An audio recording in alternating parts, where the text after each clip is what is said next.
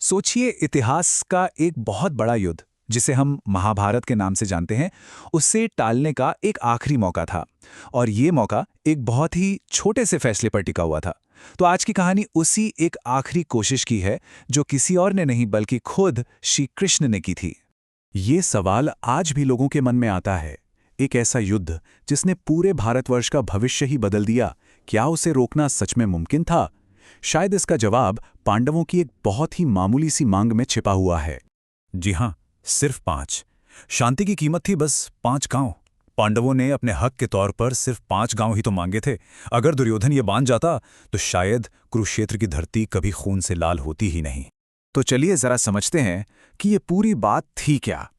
देखिए, पांडव अपने 13 साल का मुश्किल वनवास और अज्ञातवास पूरा करके लौटे थे, और अब वो अपना अधिकार वापस मांग रहे थे।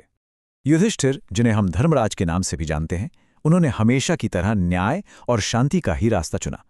उन्होंने दुर्योधन के सामने एक ऐसा प्रस्ताव रखा जिससे साफ था कि वो लड़ाई नहीं बल्कि सुलह चाहते थे।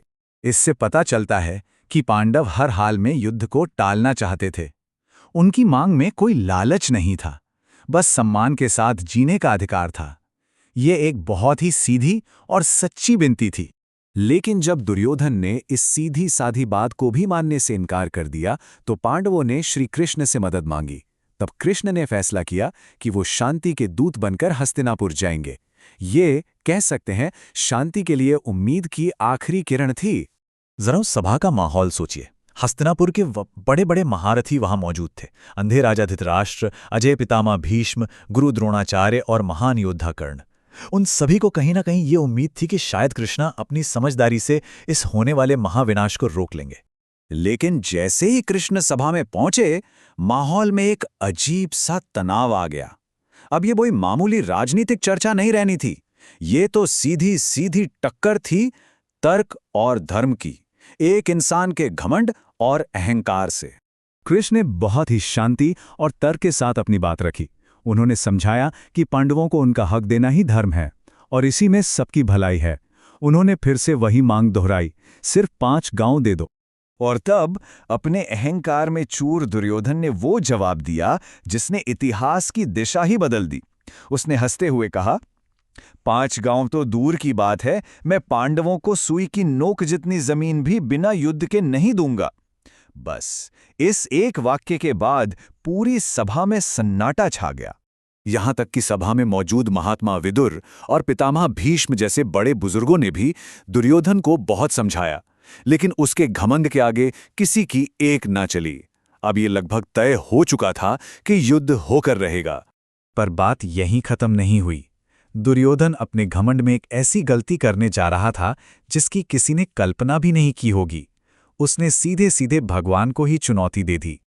उसने भरी सभा में अपने सैनिकों को हुक्म दिया कि शांति दूत बनकर आए कृष्ण को गिरफ्तार कर लो, उन्हें बंदी बना लो। ये ना सिर्फ एक दूत का अपमान था, बल्कि एक बहुत बड़ी, एक घातक भूल थी। जैसे ही सैनिक कृष्ण की तरफ बढ़े, सभा में कुछ ऐसा हुआ जिसने सबके होश उड़ा दिए। कृष्ण बस मुस्कुराए और फिर उन्होंने अपना वो विराट दिव्य रूप दिखाया जिसे विश्वरूप कहते हैं। उस एक रूप में ही सभा में मौजूद लोगों को पूरा ब्रह्मांड दिख गया। ऐसा लग रहा था मानो हजारों सूरज एक साथ चमक उठे हों। सारे देवता, ग्रह, नक्षत्र, पूरी सृष्टि, सब कुछ कृष्ण के अंदर ही नजर आ रहा था। वो रूप समय और स्थान से परे था। सोचिए, ये नज़ारा इतना अद्भुत था कि जो राजा जन्म से ही देख नहीं सकते थे, उन धृतराष्ट्र ने भी हाथ जोड़कर कृष्ण से विनती की कि बस एक पल के लिए उन्हें देखने की शक्ति दे दें, ताकि वो भी इस दिव्य रूप के दर्शन कर सकें। लेकिन इतना बड़ा ईश्वरीय चमत्कार देखने के बाद भी दुर्योधन अपनी जिद पर अड़ा रहा। कृष्ण का शांति मिशन नाकाम हो चुका था। अब युद्ध को टालना नामुमकिन था, वो होकर ही रहना था। और इसके बाद तो घटनाएं बहुत तेजी से घटीं। शांति मिशन फेल होते ही युद्ध का ऐलान हो गया। दोनों तरफ से सेनाएं कुरुक्षेत्र के मैदान में इकट्ठा होने लगी और इतिहास के सबसे बड़े युद्ध की तैयारी शुरू हो गई। जब दोनों सेनाएं आमने सामने आकर खड़ी हो गईं और युद्ध का शंख बस बजने ही वाला था, तब पांडवों के सबसे बड़े योद्धा अर्जुन ने सामने खड़ी कौरव सेना पर नजर डाली। और ये देखते ही उसका दिल बैठ गया। एक तरफ उसका क्षत्रिय धर्म था जो उसे न्याय के लिए लड़ने को कह रहा था, और दूसरी तरफ थे उसके अपने लोग, गुरु द्रोण, पितामह भीष्म, उसके सारे भाई, जिनके खिलाफ उसे तीर चलाना था।